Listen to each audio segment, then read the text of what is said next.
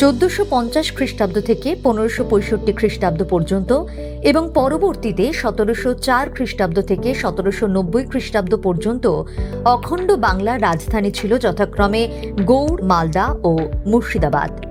এই দুই সময়কালে ছিল স্থাপত্য ও ভাস্কর্যের স্বর্ণযুগ।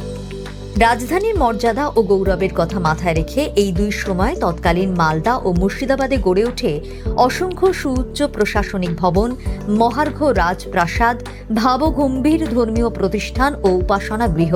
আর এই নির্মাণ কাজে সেদিন মুখ্য ভূমিকা নিয়েছিলেন উল্লিখিত দুই অঞ্চলের নির্মাণ শিল্পীরা, চলতি ভাষায় যাদের আমরা রাজমিস্ত্রি বলেই জানি। সেদিনের সেই শৈল্পিক পরম্পরা আজও সমানভাবে বজায় রেখে চলেছেন এই দুই জেলার রাজমিস্ত্রিরা।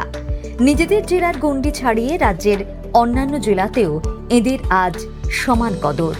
পশ্চিমবঙ্গ ছাড়াও অন্যান্য রাজ্যে, এমনকি ভারতবর্ষের বাইরেও আজ রীতিমতো দাপটের সঙ্গে কাজ করছেন মালদা ও মুর্শিদাবাদের রাজমিস্ত্রিরা। দুবাই স্থিত বিশ্বখ্যাত বুর্জ খালিফার মতো আকাশচুম্বী অট্টালিকা নির্মাণেও ডাক পড়েছে এই দুই জেলার রাজমিস্ত্রিদের। কিন্তু পরম্পরাগত অভিজ্ঞতা ও প্রকৌশল থাকলেও এতদিন পর্যন্ত কোনো প্রাতিষ্ঠানিক প্রশিক্ষণ ছিল না এইসব রাজমিস্ত্রিদের, ছিল না কোনো প্রাতিষ্ঠানিক শংসাপত্র।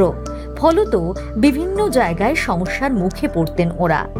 এই পরিস্থিতিতে দাঁড়িয়ে এই দুই জেলার রাজমিস্ত্রিদের প্রাতিষ্ঠানিক প্রশিক্ষণ দেওয়ার উদ্যোগ নিয়েছে পশ্চিমবঙ্গ সরকার। প্রাথমিকভাবে মুর্শিদাবাদ জেলার 5000 এবং মালদা জেলার 1000 রাজমিস্ত্রিকে প্রশিক্ষণ দেওয়া হবে।